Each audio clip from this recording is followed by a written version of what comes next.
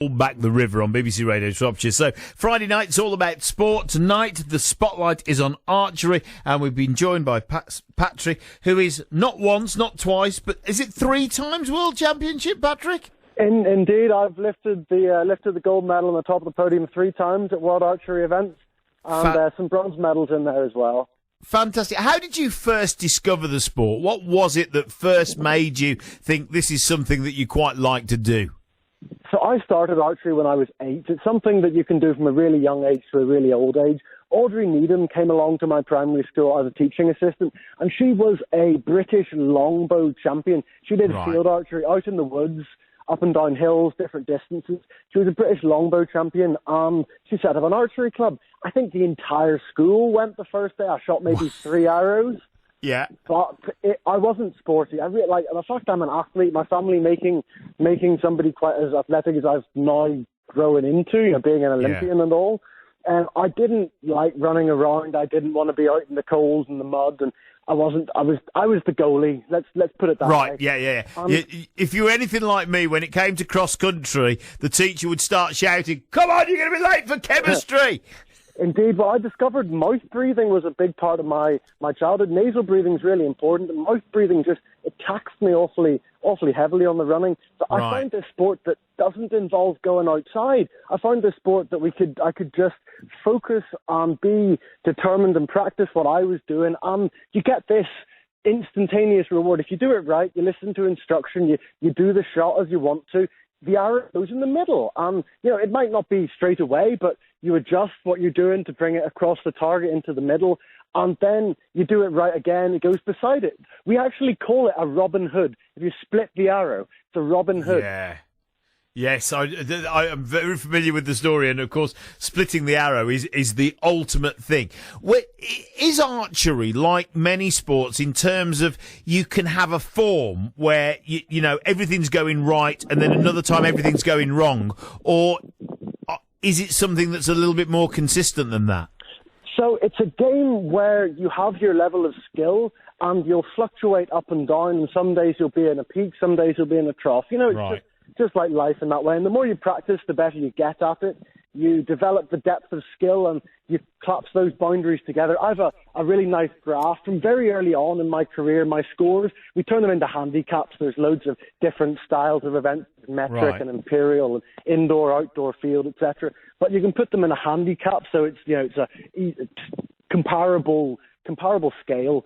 I've got from my very beginning, right all the way through my career, seeing at times I've gone up when I've shot personal best, and you can see that improvement over time, and it's so motivating because you see I've listened, I've learnt, I've practiced, I've put in the work, and I've got better.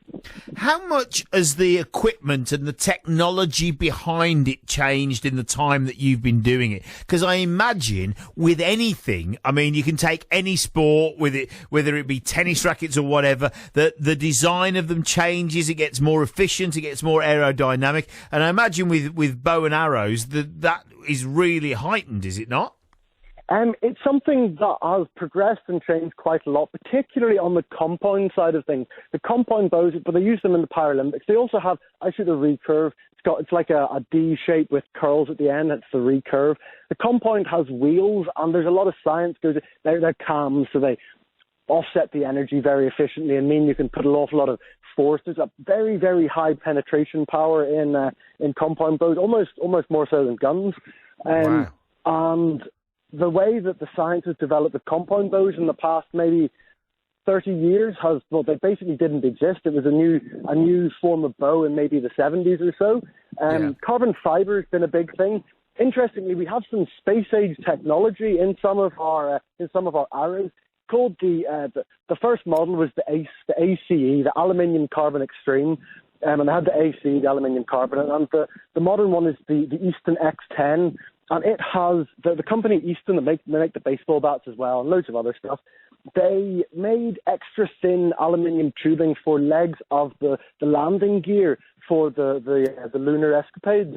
And basically that really thin aluminium tube is at the center of our aluminium carbon. You've got also wood as well and solid carbon arrows, but this make has this aluminium down the center, and it's been really the leading brand for it's been the leading model of arrow for 25 years, mid-90s. Yeah, I was going to say, about 15 years ago, they were pretty dominant in the production of ice hockey sticks as well. Yes, indeed. And I've played quite a lot of ice hockey myself. I see you're into your ice hockey. I played it for the Belfast Junior Giants.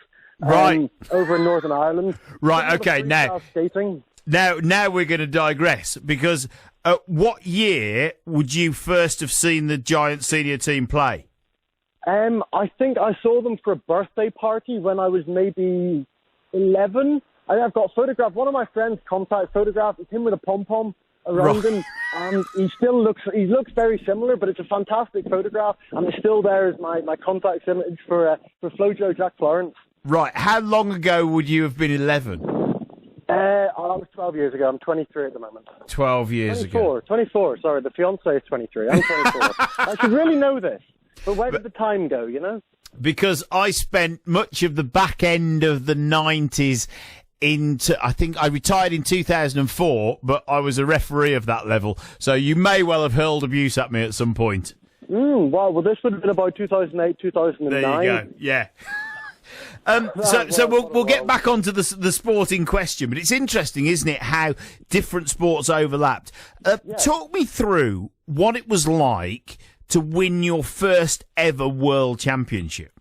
So I won my two cadet under 18 cadet world championships in 2013.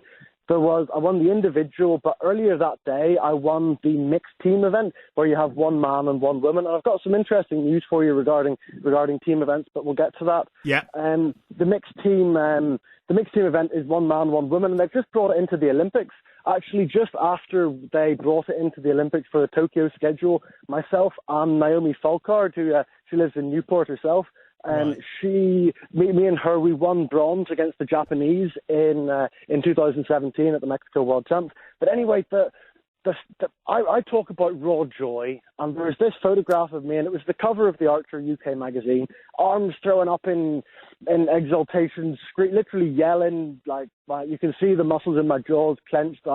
It's an expression of pure joy because, well, there's this boy from Belfast that's just stood on top of a world championship, or going to stand on top of a world championship podium. Fantastic to do it as part of a team as well, doing it alongside teammates and working with people.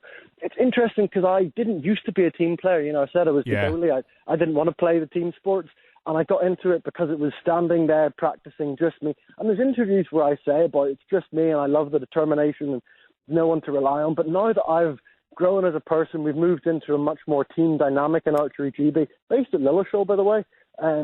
We've got this team dynamic, but it's just fantastic to win alongside other people. It really is beautiful. I was going to ask you, was it the sport that brought you to Shropshire? It was indeed. Frankly, I would be wherever in England the national sports end of the Archery GB was based at. I moved over when I finished my A-levels, meant to go to Edinburgh for economics and finance, but the world of professional sport kind of snuck in a little before that. And as a professional in effectively archery, I think it's fair to say is a relatively minority sport in the general spectrum of the sport. Are sponsors interested in supporting you and backing you? Because presumably, like anything at its highest level, it's quite a costly activity. It is definitely a costly activity when you factor in travelling around the world and competing at different levels of events all around. You've got the indoor World Cup scene. World Archery's YouTube has got loads on the indoor World Cup scene, the outdoor World Cup circuit. The Archery GB often pays for that. But you find that companies really want to be involved with, well, it's a sexy sport. It looks amazing. It's, colour scheme is it's very personalised. Everybody's technique is a little different. Trying to do the same thing, but it's all a little different. And everybody's bow style, it's all roughly the same, but it's all a little different. And it's personalised, the weight distribution and the stabilisers. You've loads of little trinkets you can mess with and footer with. And you can get every dial and knob colour coordinated with your string and your fletches. The main difference between what you think of as a bow and arrow and what I shoot is that we have stabilizers, big long carbon rods out the front and the side of the bow with dampers on them, and then carbon arrows, and instead of feathers, we use fletches. They're still called fletches, but they're like mylar, differing materials, rubber things, etc. Yeah. And is there a life expectancy to an archer? Because we were talking to Tom earlier about talking about a young man that was playing with his grandfather when he goes down to the club. So is there a life expectancy for somebody like yourself at the top of your game, or is it something that you can just carry on doing as long as you want to? Well, I actually know Edward and his grandfather fairly well. I've seen them at a few different events around Shropshire. Well, Tom Williamson and his daughter, Alison Williamson, your viewers or your listeners might know she won a bronze medal at the Olympic Games in 2004. And after 2012, she retired. And she retired because she'd done 6 Olympic Games. Wow. Been to 6 Olympics. And she didn't retire because she was injured or she couldn't do it anymore, or she just wanted to do something else. Yeah. It had taken her to her, her 40s, and she's still going strong. If Alison picked up her bow and decided I would like to go for it, she would. I have no doubt in my mind she would shoot at an incredible standard. And when we were speaking to Tom, we were talking about how often people train, and he mentioned sort of, for many people it could be up to 6 days a week. For you, what's the balance of your training regime in order to keep at the top of your game? Is it a balance between gym and practicing technique, or is it weighted one way or the other? So the fascinating thing about archery is that, and you see this at the world level, the World Cup level, with the peloton of depth moving up. It's moved up 20 points in the past Olympic cycle. You can get good at archery from so many different ways. You can be incredibly pernickety about your equipment and make sure that everything is every detail is accounted for. You have every bit of preparation. Steve Hallard won a silver medal at the 1991 World Champs in Turkey because he was the only person who brought Wellingtons to Turkey in the middle of July. Everybody else was in little plimsoll trainers and shorts, freezing their bums off, and he was there in his Macintosh and Wellingtons and was sweet. So it could be as simple as that, the preparation. Yeah. The preparation, the application, your dedication to the sport. It's a very mindful practice as well. Because you are so focused on the nuances and the specifics of the task at hand. Yeah. Everything you get, by definition, tunnel vision. You are aiming at one point and everything else fades. It's really interesting. And how has things been for you in terms of what you have and haven't been able to do in the current restrictions that the whole country is in? Yeah.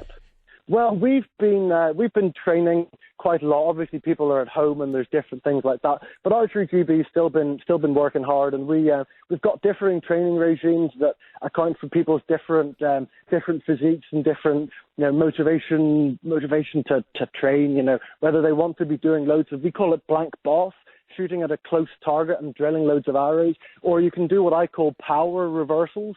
So you attach an elbow sling rather than drawing the string on your fingers.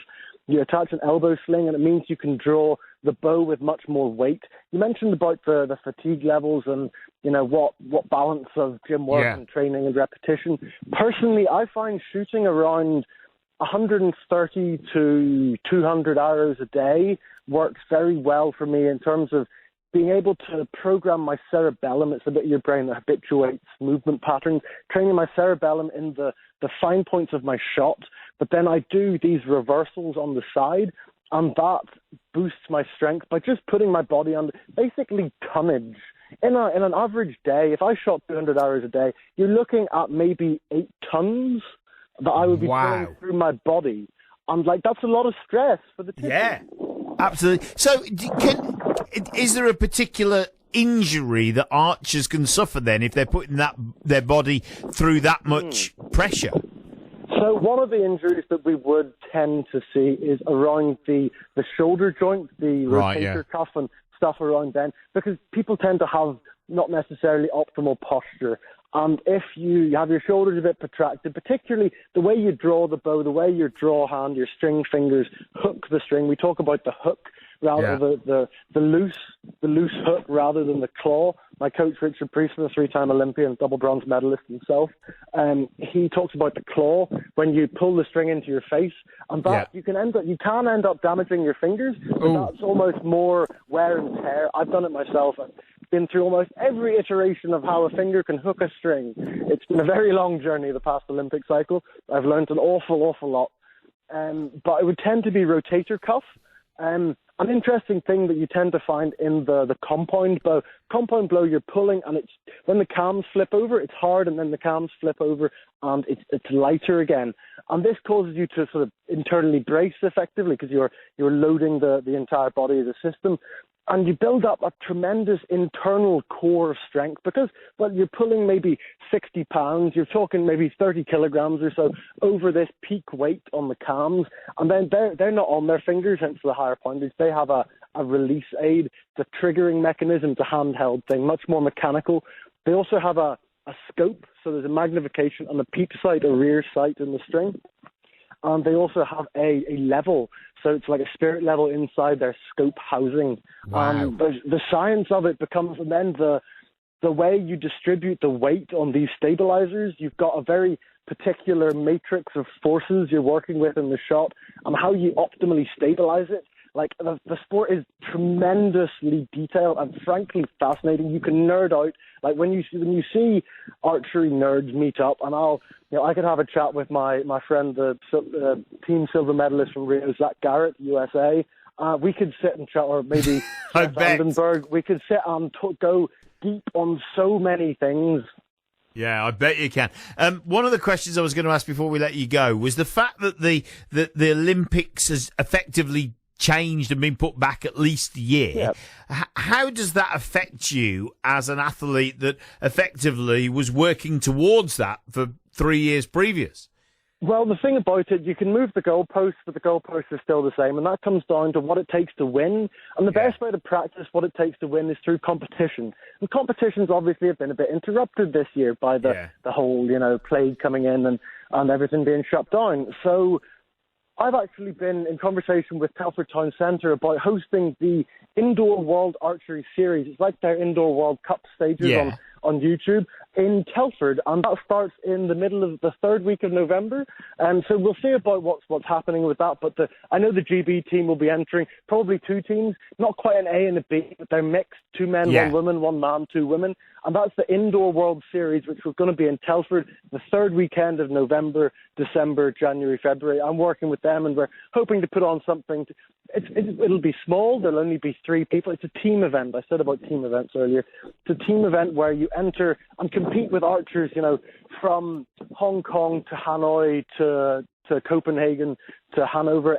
There will be archers all over the world, wherever, obviously, permitting. We'll be competing virtually. 18 metres, 20 yards is a fixed distance. Yes, the lighting might be slightly different. We'll see what happens around that. But fantastic. Basically, Indoor World Series. If that comes off, you keep us up to date and let us know. Patrick, it's been an absolute pleasure. I've learnt so much. Thank you ever so much for coming on and talking archery with us this evening.